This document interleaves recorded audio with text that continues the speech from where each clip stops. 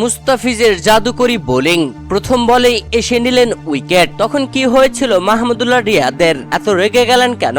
দর্শক, শ্রীলঙ্কার বিপক্ষে বিশ্বকাপে নিজেদের প্রথম ম্যাচে মাঠে নেমে বাংলাদেশ টসে জিতে ফিল্ডিং এর সিদ্ধান্ত নেয়। শ্রীলঙ্কা আগে ব্যাট করতে নেমে দুর্দান্ত ব্যাটিং হাঁকালে শুরুতেই প্রথম উইকেট তুলে নেন তাসকিন আহমেদ। দলীয় তৃতীয় ওভারে নিজের করা প্রথম ওভারের তৃতীয় বলে কুশাল মেন্ডিসকে বোল্ট আউট করে প্যাভিলিয়নে পাঠান তাসকিন আহমেদ। এরপরের উইকেটটি নিয়েছেন মুস্তাফিজুর রহমান। তবে মাঝে সাকিব আল হাসান বোলিং করে রীতিমতো পিটুনি খেয়েছেন, যেখানে প্রথম নিশাঙ্কা দুর্দান্ত ঝড়ো ব্যাটিং করে সাকিবের বলে একের পর এক বাউন্ডারি হাঁকিয়েছেন। এরপরে দলীয় ষষ্ঠ ওভারে মুস্তাফিজুর রহমান নিজের প্রথম ওভারের প্রথম বল করতে এসেই কামিন্দু মেন্ডিসকে তানজিম হাসান সাকিবের হাতে ক্যাচ বানিয়ে প্যাভিলিয়নে পাঠান। মুস্তাফিজুর রহমান প্রথম ওভারে মাত্র 5 রান দিয়ে একটি উইকেট তুলে নেন। দর্শক, মাঝে একটি ঘটনাও ঘটে গেছে, যেখানে বল করছিল তানজিম হাসান সাকিব।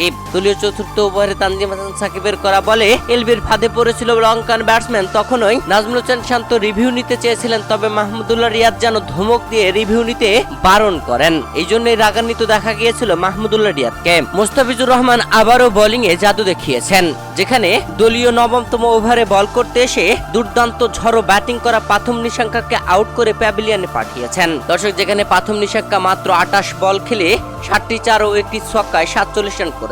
তবে তাকে আর হাফ সেঞ্চুরির স্বাদ পেতে দেননি মুস্তাফিজুর রহমান। নাজমুল হোসেন শান্তর হাতে ক্যাচ বানিয়ে প্যাভিলিয়নে পাঠিয়ে দেন তিনি।